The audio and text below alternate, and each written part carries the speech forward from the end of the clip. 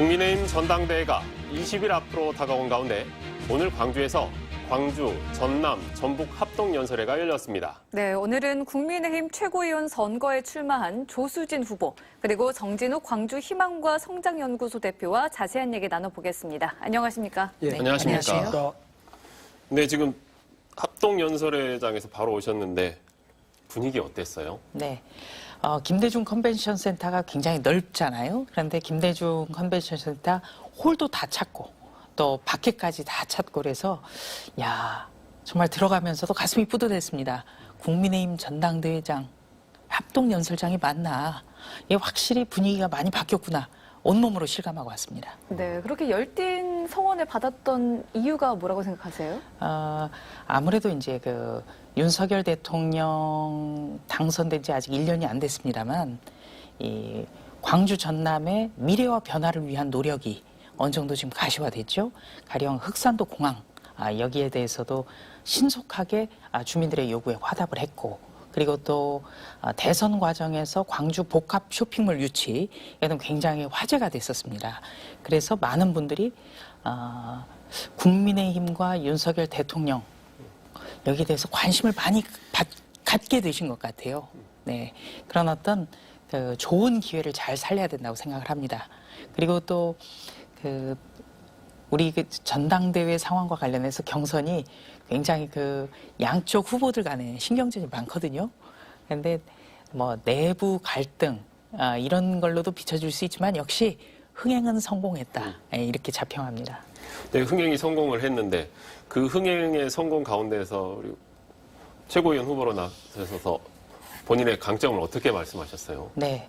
오늘은 저는 이제 국민의힘에서 아주 드문 호남의 딸이잖아요. 그래서 제가 호남의 딸이 오늘은 최고위원 후보로 이 자리에 섰다. 참 가슴이 설렌다. 이런 말씀도 드렸고, 그리고 또 제가 국회 들어와서 광주 전남북에 기초단체에서 필요한 어떤 예산 지원 문제 어떻게 했는지 설명도 드리고, 그리고 또 우리가 여와 야를 떠나서 모든 정치가 추구해야 될 게 국민 통합이기 때문에 더 광주 전남을 위해서 더 다가가야 된다.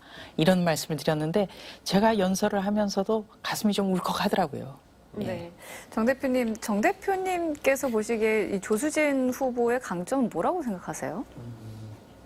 대중적 친화력이 아주 뛰어나고요. 그다음에 보통 여성들이 갖는 정무 감각이 편견은 아닙니다만은 어떤 아주 뛰어난 분들이 적은데 우리 조수진 의원님은 정무 감각도 뛰어나고 또 이제 무엇보다도 어떤 의제를 설정하고 그것을 사람들에게 설득하는 능력이 탁월한 것 같습니다. 네. 그런가 하면 이번 컷오프에서 이제 이준석계의 바람, 돌풍 이렇게도 이제 불려지는데요. 후보들이 좀 전원 생존을 한 반면에 이제 윤석열 대통령과의 인연을 강조했던 현역 의원 후보들이 좀 아쉬운 탈락의 고배를 마셨습니다. 이 결과 어떻게 보셨습니까? 제가 국회 들어오기 전에 25년 동안 기자 생활했는데요. 저도 정치부 기자할 때 이 분란 이런 걸 굉장히 즐겼어요. 그런데 이게 좀 사실관계를 조금 바로잡을 필요가 있다는 말씀 드립니다. 왜냐하면 13명의 후보 중에 이른바 비윤계, 이준석계는 2명이었습니다. 그러면 나머지 8명 이렇게 컷오프 통과한 분 중에 2명 빼고는 다 친윤이에요. 그리고 지금 윤석열 정부 출범한 지가 1년이 되지 않았다면 사실 비윤으로 지목이 되고 낙인 찍히면 언론에 항의를 해야 되거든요. 그런데 그것을 좀 즐기는 듯한 모습이 나타나서 그 점에 대해서는 참 안타깝게 생각합니다. 예. 네. 그러니까 이제 말씀하신 대로 지금 컷오프 통과하신 분이 8분. 8분 중에 절반이 지금 최고위원이 되시잖아요. 네. 그러면 의원님 같은 경우 수석 최고위원도 하셨으니까 당연히 훨씬 수월하실 것이고, 결국 저희가 이야기했던 이준석계 후보 2분 중에 과연 누가 그 사회 안에 들까가 가장 관심거리인데, 전반적으로 앞에 1, 2야 상관이 없지만 지금 3위부터는 좀 굉장히 치열하지 않는가요? 최고위원도? 그렇죠. 이 선거라는 거는 크든 작든 끝까지 최선을 다해야 됩니다. 끝까지 최선을 다해야 되고 어떤 오만하게 비치면 안 되는 것이죠. 그런데 지금 이번 국민의힘 전당대회 같은 경우는 100% 당원 투표입니다. 100% 당원 투표는 쉽게 말하면 한 번도 가지 않은 길이에요. 그래서 어떤 여론조사하고는 좀 많이 다른 그런 결과가 나올 것 같습니다. 그리고 윤석열 대통령이 취임한 지 아직 1년이 안 됐고, 그리고 첫 여당 지도부이고 윤석열 정부의 성공을 돕기 위한 지도부이기 때문에 본인 스스로가 친윤이 아니라고 하는 분들은 들어온다면은 굉장히 좀 불행한 결과가 되는 것이죠. 왜냐하면 윤석열 정부의 성공을 뒷받침하기 위한 지도부란 말이에요. 그거를 아마 당원들이 현명하게 보실 거라고 저는 생각을 합니다. 네. 예. 그럼 정 대표님, 뭐 일단 컷오프 결과는 어떻게 보셨습니까? 역시 민심이 작동하고 있다 저는 그렇게 봤거든요.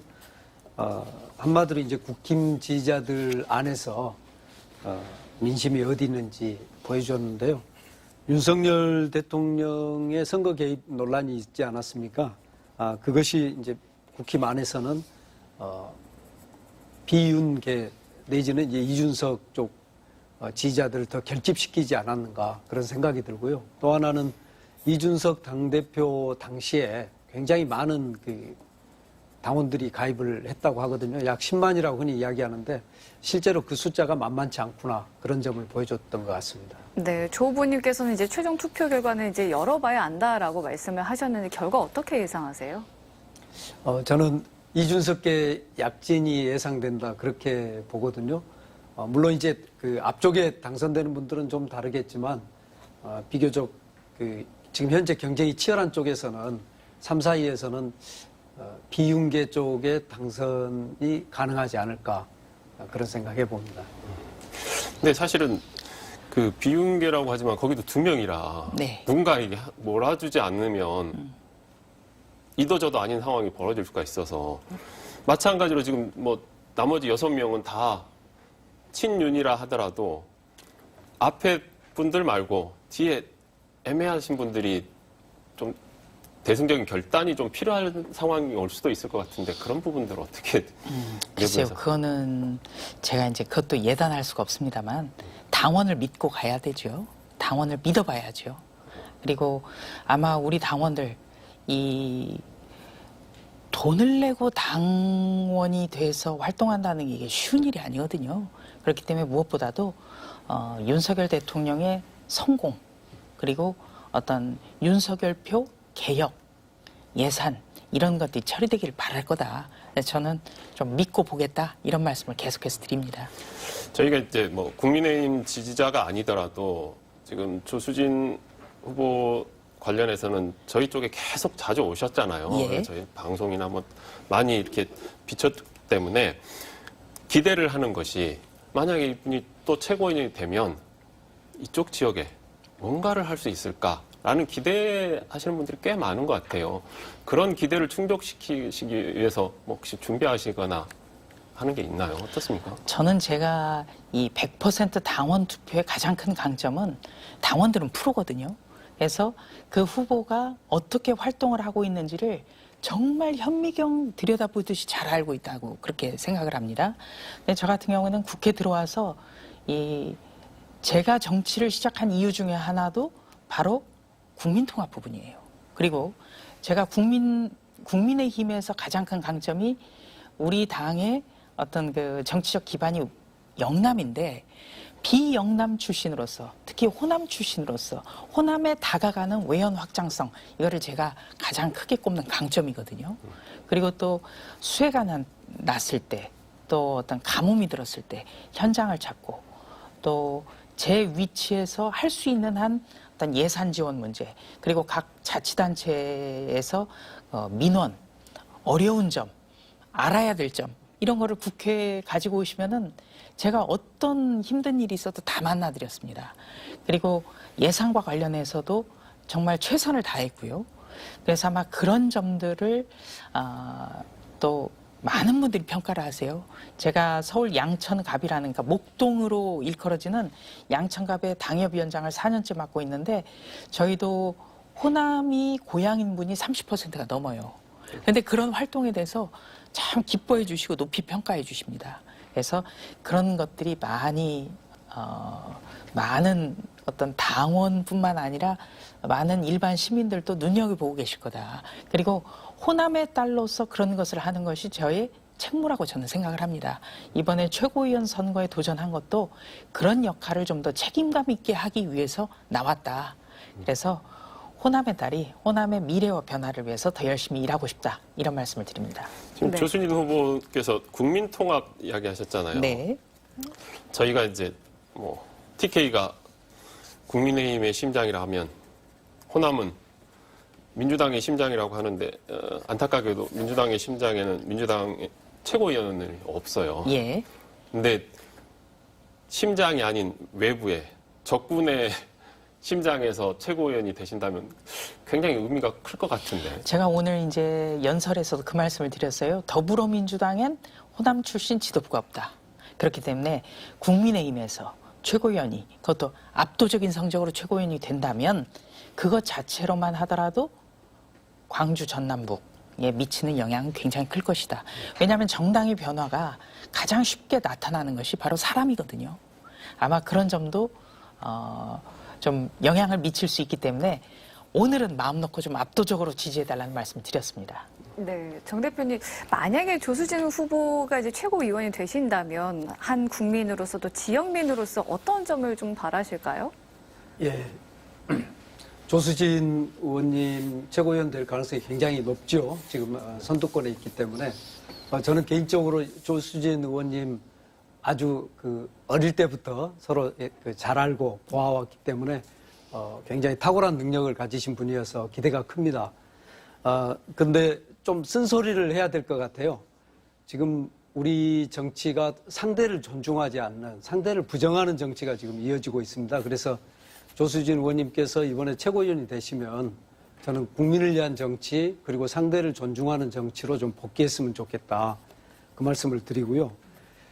지금 현재 윤석열 정권에 와서는 자기 편이 아니면 다 적인 또는 범죄자 취급을 하는 이런 현실이 있습니다. 그러면서도 또 이재명 대표 죽이기는 굉장히 강하게 하면서도 김건희 여사의 명백한 주가 조작에 대해서는 손도대지 못하고 있거든요. 이렇게 해서는 이제 신뢰가 생기지 않고 국정 운영이 어렵고요. 또 한 가지 꼭 말씀드리고 싶은 게 지금 민생이 정말 어렵습니다. 또 무역 수지도 심각하고요. 올해 1월에 127억 달러 적자인데요. 2월에는 2월 10일까지만 해서 50억 달러 적자가 났습니다. 만약에 이대로 가면 1월과 2월 합치면 277억, 못해도 250억 정도 적자인데, 지난 96년 IMF 때 한 해 적자가 206억 달러밖에 안 됐거든요. 그렇게 본다면 지금 가장 심각할 때에 비해서도 지금 2달 만에 그걸 넘어서는 적자 폭입니다. 그래서 하루빨리 윤석열 정권이 민주당과 이재명 대표를 정치의 파트너로 생각하고 민생의 정치 또 국민을 위한 정치로 돌아오기를 바라고 조수진 의원님께서 그런 역할을 좀 앞장서서 해주시기 부탁드립니다. 네, 이 이야기를 하셨으니까 이어서 질문을 드리자면 제가 여기에 대해서 조금 반론을 드릴까요? 상대를 존중하는 정치는 기본이죠, 정치에. 이것이 실종됐기 때문에 우리 정치가 굉장히 비판을 받고 정치가 국민을 생각하고 걱정해야 되는데 지금은 국민이 정치를 걱정하는 그런 지경이 됐습니다. 그런데 저는 참 슬픈 게요. 우리 정치가 여와 야를 떠나서 가치와 노선을 가지고 치열하게 싸워야 돼요. 정말 국민의 민생을 위해서 싸워야 됩니다. 가령 99년에 김대중 대통령께서 기초생활보장제, 정말 획기적인 법으로서 어떤 그 기초생활을 충족시키기 위한 우리나라의 사회보장의 근간을 만들었거든요. 그런데 99년에 통과된 이 법이 지금까지도 손질이 안 되고 있어요. 시대가 반영이 되지 않습니다. 그러니까 이런 거를 여야가 가지고 어떻게 할 것인가를 가지고 논의를 해야 된단 말이에요. 그런데 지금은 청담동 술자리 이런 걸 가지고 공방을 벌여야 되고, 저도 참 답답한 게 사실이 아닌 것을 사실이 아니라고 얘기를 해도 믿지를 않고 오히려 국민만 분열시키는 거예요. 이거는 이른바 보수와 진보의 문제도 아니고요. 이거는 사실관계에 대한 문제입니다. 여기에 대해서도 전혀 접점을 찾지 못한다는 것 때문에 우리 정치가 욕을 먹고 굉장히 일을 해도 힘든 겁니다. 그리고 이재명 대표의 여러 의혹은 경기지사 시절, 성남시장 시절이에요. 그러니까 윤석열 정부가 무슨 야당 탄압을 하는 게 아니에요. 오히려 그 개인적인 의혹에 더불어민주당 온 전체가 빨려 들어가는 것, 이게 굉장히 저는 안타깝고요. 김건희 여사 사건 같은 경우에도 문재인 정부에서 무려 2년 동안 박범계 법무부 장관 시절에 샅샅이 뒤졌습니다. 그러면 그때 안 나온 거기 때문에 그냥 넘어가지 않았을까요? 그러니까 우리가 레파토리를 바꿔야 된다는 겁니다. 그래서 저는 가치와 노선을 가지고 치열하게 여야가 싸워야 그 점을 국민들께서 높이 평가할 거다. 그것이 정치의 본질이고 반드시 민생과 관련해서 우리는 여야가 정말 생산적이면서도 치열하게 싸워야 된다. 이런 말씀을 드립니다. 네.